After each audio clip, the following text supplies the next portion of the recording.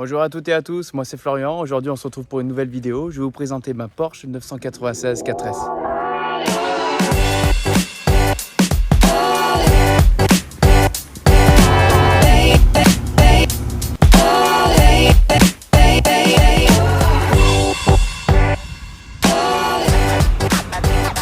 Donc là on est sur un moteur atmosphérique de 320 chevaux, 3,6 litres de cylindrée, 370 Nm de couple.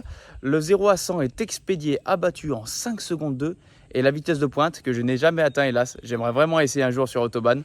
On est sur du 280 voire peut-être 300 km/h de ce que j'ai pu voir sur certaines vidéos YouTube. Je vais commencer la présentation extérieure par ce 3/4 arrière et je vais me décaler pour vous montrer l'arrière du véhicule. C'est ma partie préférée, c'est ce qui m'a fait craquer sincèrement. J'ai acheté ce véhicule il y a 2 ans et cet arrière y est pour beaucoup. Pour moi c'est l'un des plus beaux arrières de 911. Je ne sais pas si vous allez être d'accord, je ne suis peut-être pas très objectif vu que c'est ma voiture, mais je le trouve magnifique avec ce grand bandeau là qui court de droite à gauche tout du long avec ses belles hanches prononcées. Elle est plus large qu'une Carrera ou qu'une Carrera S vu qu'elle a le kit large de la turbo. Les 4S ont les mêmes dimensions que la turbo. On retrouve aussi les mêmes jantes que la turbo. Ce qui va les dissocier, c'est que contrairement à la turbo, elle n'a pas d'entrée d'air ici à ce niveau-là.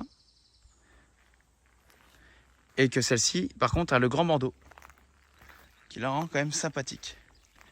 Et là, on passe un peu sur la pièce de la discorde, sur ses feux avant, appelés amicalement les feux œufs au plat, qui avaient fait tant crier les Porschistes à l'époque. Elle les partageait avec la 986, la Boxster, elles étaient sorties à la même année.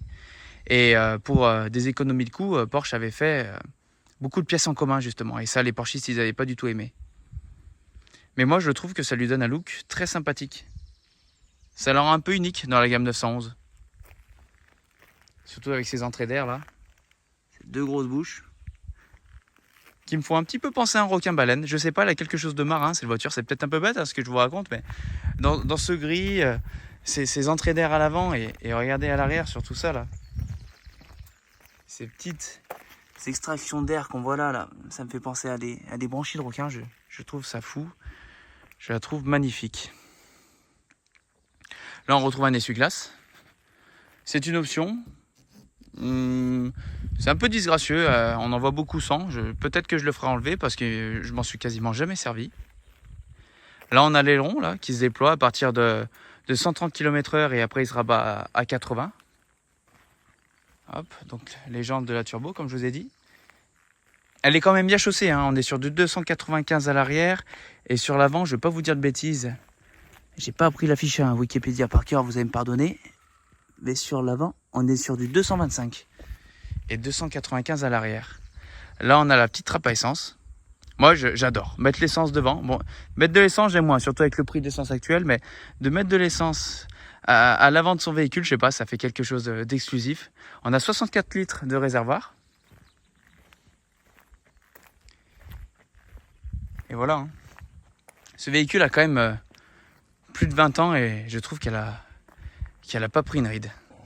Maintenant, on va passer à la présentation intérieure de la voiture. Hop. Donc, on est tout de suite accueilli par ce seuil de porte qui nous rappelle qu'on n'est pas dans n'importe quelle 911, qu'on est dans une 911 Carrera 4S, 4S pour 4 roues motrices. Là, on a ce panneau de porte.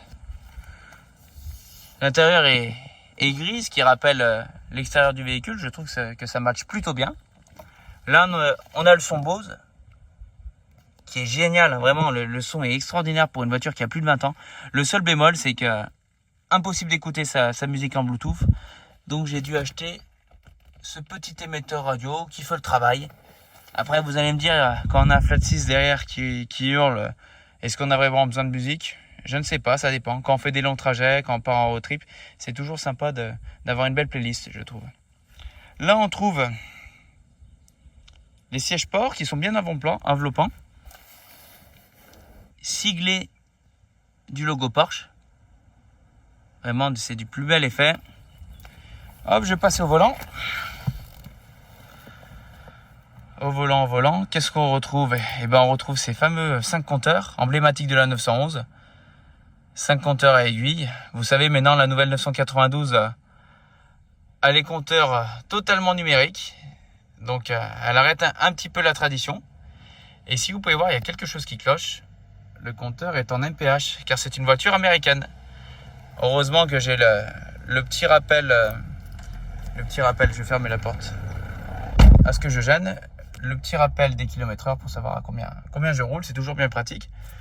Donc voilà, là on retrouve la console centrale avec la clim, l'autoradio, le chargeur CD.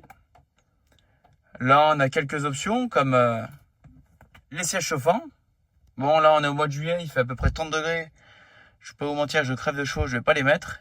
On a pas mal de rangements. Une belle boîte à gants ici, je vais pas vous l'ouvrir parce qu'elle est vraiment un bordel.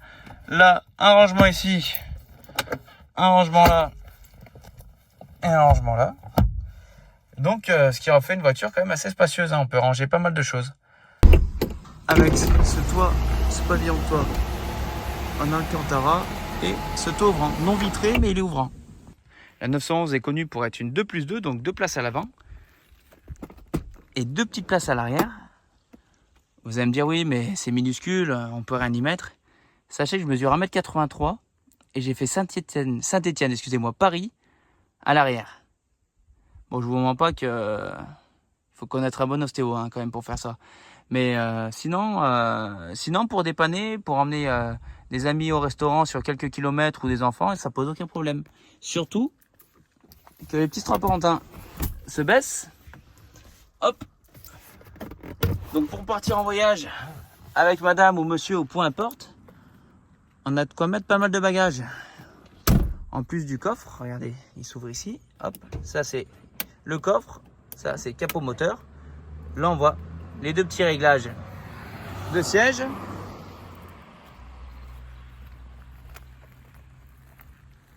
Je vais vous montrer la taille du coffre quand même. On est sur du 132 litres, donc on a de quoi mettre. On retrouve aussi, bon excusez-moi du bordel, hein, on retrouve aussi une petite galette en 4 crevaisons.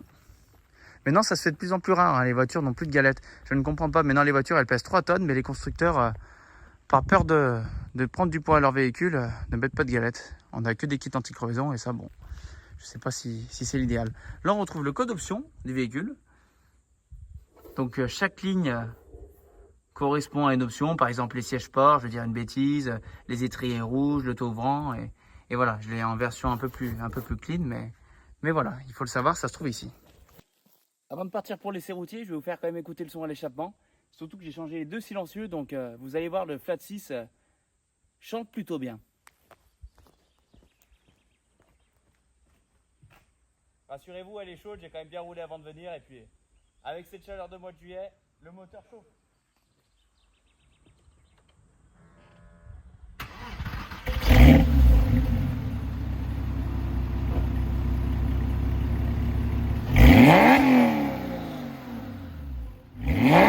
Me revoilà pour l'essai routier, on se retrouve à l'intérieur du véhicule. Alors excusez-moi pour la transpiration, on est en plein mois de juillet, il fait plus de 31 degrés dehors et vous savez quoi, la clim a décidé de me lâcher.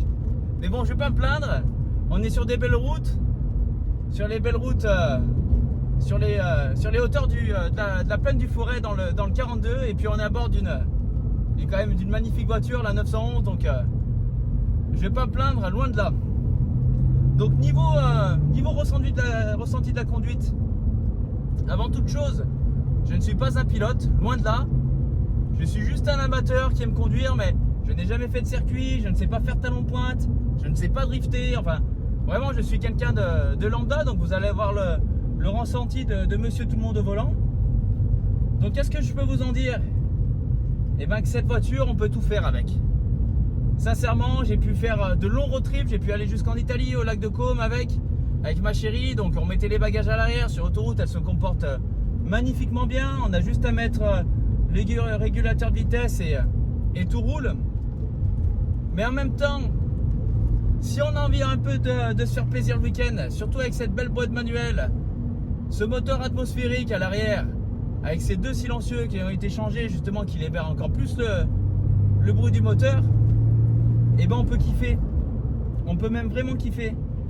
Là je suis sur des petites routes, je vais essayer de vous faire ressentir ça, j'espère que vous entendrez bien. Je vais pouvoir accélérer un petit peu, mettre un peu plus d'engagement. Déjà au niveau de la direction,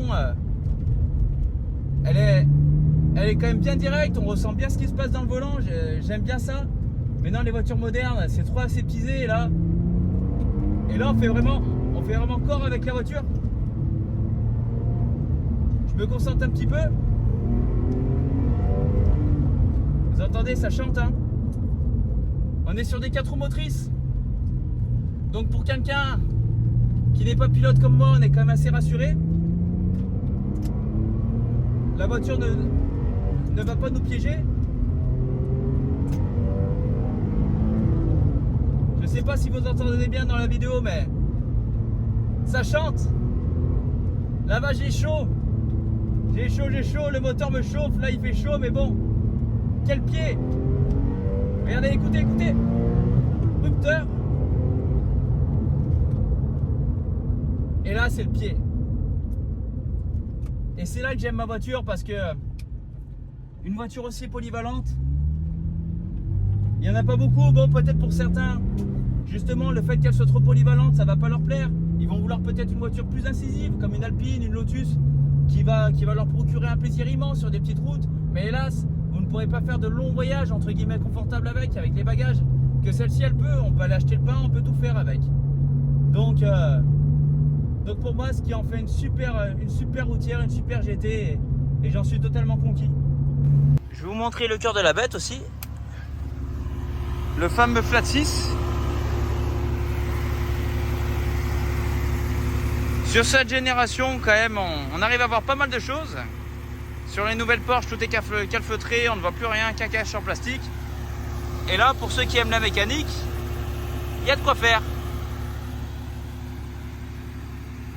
En conclusion, qu'est-ce que j'en pense de cette voiture après 2 ans d'utilisation? Bah écoutez, c'est une super auto. Vraiment, je suis passionné d'automobile. Je peux vous dire que je suis tous les soirs sur le bon coin à regarder, à scruter les petites annonces. Mais j'arrive pas à m'en séparer. Elle a une cote sympathie. Elle a une cote sympathie énorme. Avec sa bouille et ses feux type faux plat. Sans parler de cette arrière qui a tombé par terre. Et puis avec ce bruit là, comment ça lasser, ce 3,6 litres Atmo là qui hurle. Non, ça fait vraiment une super voiture et je vous la recommande. Si vous hésitiez, foncez, surtout en 4S. C'est une voiture qui pardonne beaucoup de choses, elle est fun et on peut tout faire avec, donc c'est vraiment génial. Si vous avez aimé sinon cette vidéo, n'hésitez pas à lâcher un petit pouce bleu comme on dit, un commentaire, ça me ferait vraiment plaisir. Et puis je pense que je vais continuer, j'ai quelques voitures encore à vous présenter, de mes amis, de mes connaissances qui pourraient bien vous plaire. Donc voilà, je vous dis à la prochaine. Moi je vais aller boire un gros verre d'eau avec des glaçons parce que la tournée sans la clim, je vous mens pas que c'est plutôt compliqué. Et je vous dis à la prochaine, passez une bonne journée, à plus.